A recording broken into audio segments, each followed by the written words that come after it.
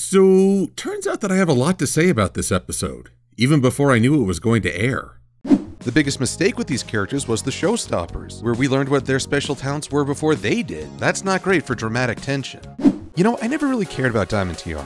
When she first appeared, I recognized that she was going to be a bratty character with next to zero potential for growth. For me, this feels like the Crusaders have taken their first real step towards earning their marks. Sorry about this, kiddo, but let's face it, you were going to go to hell sooner or later. Toodles! Some ask when Apple Bloom and company will stop investing energy worrying about the hazing from two ponies who aren't worth acknowledging. The answer is when the writers decide it's time to take these two out of the show. Because once the Crusaders take back that power from the bullies have no reason to exist. I gotta say, the cutie mark Crusaders are usually more interesting when they aren't pursuing their cutie marks, because the real struggle is to understand themselves. I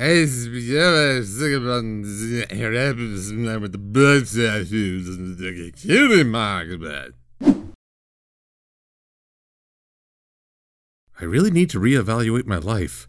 Well, at least I had a better mic for that part. Anyway, here comes Crusaders of the Lost Mark to stand in defiance of some of my claims. Shall I yield to show canon, or shall we agree to disagree? Let's find out.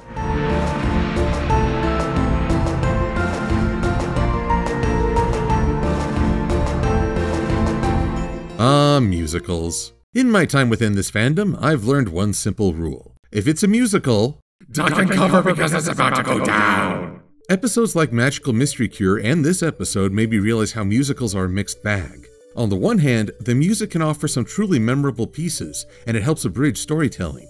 You can cover a large series of events in one musical montage, or flesh out a character's motives and introspection through song. Because these events are non-diegetic, no one really questions them. What's non-diegetic, you ask? Well, I talked about this very briefly back in Season 4. Everyday sounds that come from physical sources are diegetic. A slamming door, a bouncing ball, a flugelhorn. All of these have a physical source, but the tune that accompanies a musical piece does not. Thus, it is not technically part of the show's physical world, and it invites the audience to allow more suspension of disbelief. We don't wonder why characters are suddenly breaking into song because we already accepted that the music is coming from elsewhere. And yes, it also sets the stage for some nice meta humor. Besides, I can't take any more singing. Should we sing about it again? But we're winners! And we have hearts! The flip side of musicals is that the speed can undermine a big change. The audience can feel as though they've been rushed through a transition that deserved more time and focus. This episode is going to tackle a lot, starting with 4 simple words. Cutie Mark Crusaders! Help! My. Pipsqueak gets to feature once again in an important role. Good on ya, little guy. I'm running for student pony president!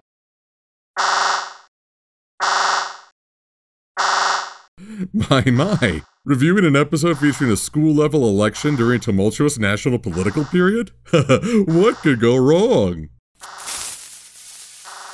Oh, dang it.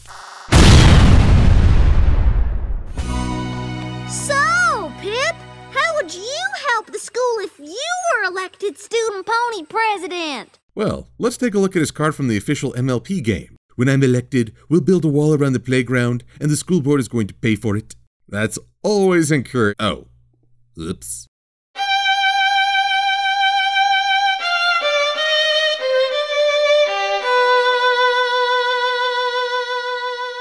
I'm sorry, child. I didn't mean to draw you into the dark quagmire of politics. You're not the pony version of Trump or any other politician. For starters, you've got to catch your theme song. Don't be... Oh, yeah. That's the other downside to musicals. With YouTube's copyright system being what it is, I'm not confident I can use clips. It's still in the spirit of fair use, but that doesn't matter. I mean, why do you think I bought a subscription to a royalty-free music library? So stop following me around! Pipsqueak, attack! Anywho, Pipsqueak's got a rival for the position in the form of Diamond Tiara. Let's compare their platforms, shall we? Our playground equipment took quite a beating during Twilight's battle with Tirac. I'll go to the school board and right this wrong. Continuity. Because I convinced the school board to give that window visual appeal. Of course, it doesn't hurt that her mother, spoiled rich, is president of the school board. It's delicious. Thankfully, Pip's election song streamlines this process because on its own, a junior political story wouldn't really fly. I can say this with confidence because I've seen something similar back in the day. Allow me to share a bit of my own childhood and the TV show Kids Incorporated.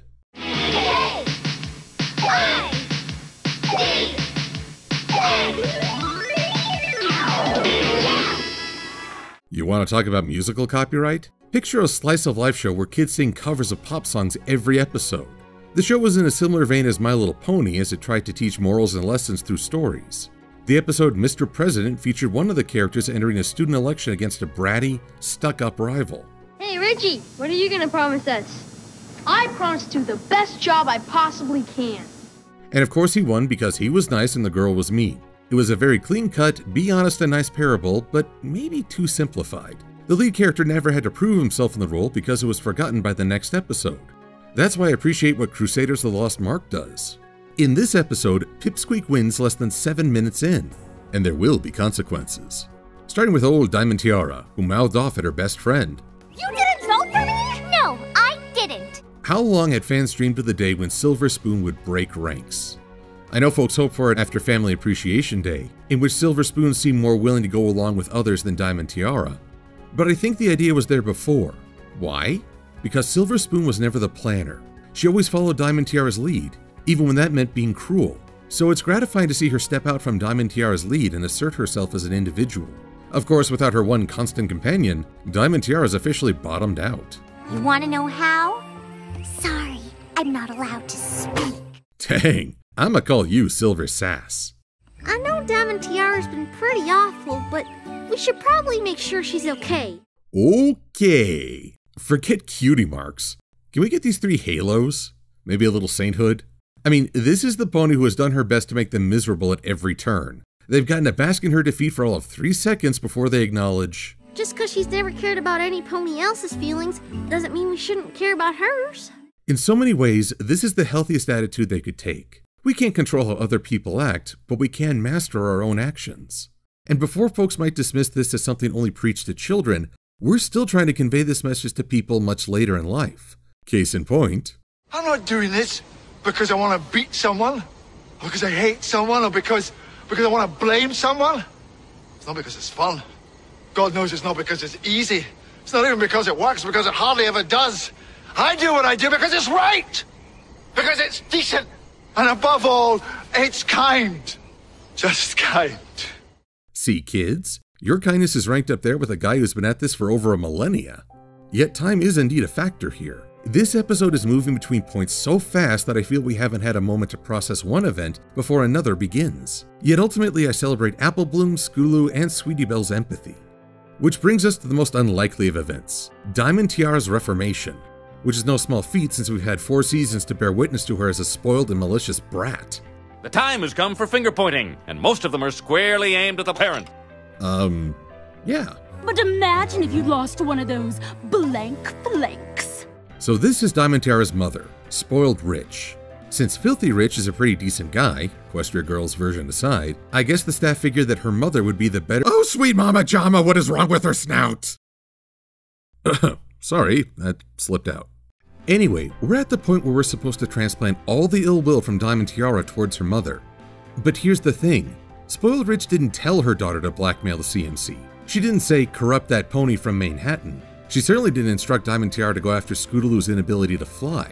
I can accept the idea that bad parenting contributed to Diamond Tiara's outlook, but that doesn't absolve her. Her actions are still her own. She can say that no one showed her a better way, but there were all these other families around just showing by example. I think it's more she wasn't willing to look. Yet of all the many redemptions we've witnessed in this show, Diamond Tiara's may be the most natural. There's no magical reformation, threat of retaliation, or even the life and death stakes from Gilda's reformation. Just a pony being forced to look at the consequences and realizing that she can't shift the blame. In a way, losing that election was the best thing that could have happened to her. And it's no small act of courage to look at oneself and acknowledge that something is lacking. That's the first step towards fixing it. Step 2 is apparently the second most epic frown in the show, after Rainbow Dash. But they barely got a moment to just talk with the girl before Pipsqueak comes in. I was at the school board meeting and they didn't approve my request for the new playground equipment. So Pipsqueak ran on a platform where he made over-the-moon promises that he couldn't uphold, as now having to bring in third parties to fix things? Yep, he's ready for a career in politics. So we get a musical chase scene. How often do you get to say that? And again, this is a more kid-friendly version of questions other stories tackle. You've got one character at a watershed choice that could save or condemn them. Also, the Crusaders appear to possess teleportation powers and uncanny coordination. You tried running backwards. It won't end well. Socializing with their kind is not how you move up in Equestria. Okay, that's it. Reality check time. Hi there. I think you need a little education. Fortunately, I brought a visual aid.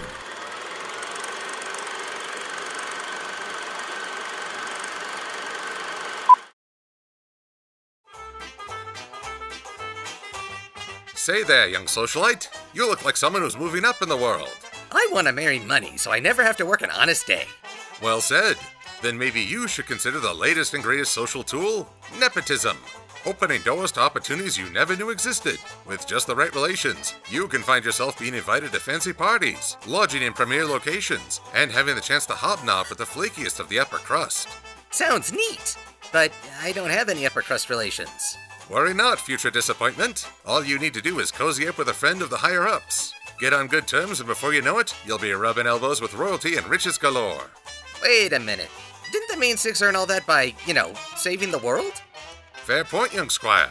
But let me ask you this. If a firefighter saved you from a burning building, would you give that person a spot on a Broadway show? No, that'd be silly. Tell that to all the candlelight acting companies that didn't get to perform on Housewarming Eve. Even national heroines can benefit from the wonders of nepotism. I'm sold. So what do I do? First, a word of warning. It's vitally important that you not spoil your chances by picking the wrong fights. Under no circumstances should you risk alienating the friends and relations of high rollers. That means not insulting family members or trying to rub your own social status in their faces. Because just as you're trying to socialize your way into a better life, so is every other opportunist. You don't want to give them a reason to throw you under the bus. Play your cards right and you can benefit from nepotism. All the right opportunities for all the wrong reasons.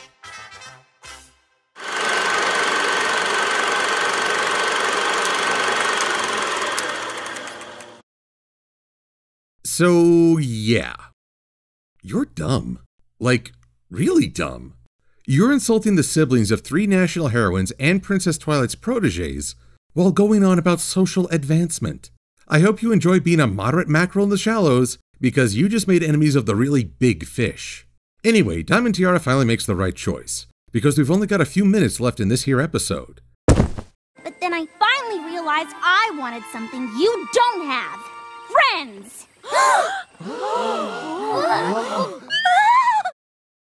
This pony is overgasped. Obviously, I've known since I got my cutie mark that my talent is getting other ponies to do what I want.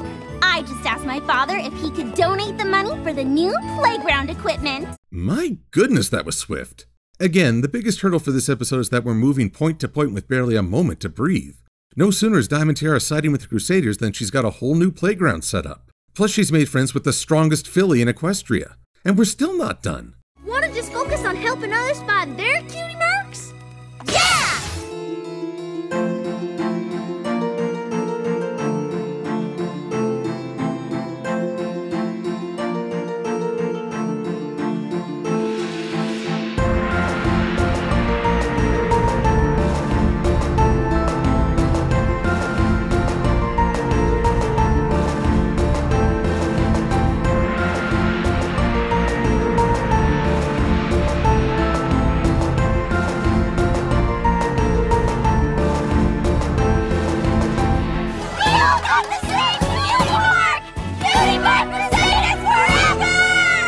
Now, this is a topic I'll save for a supplement video, because it's a big to-do.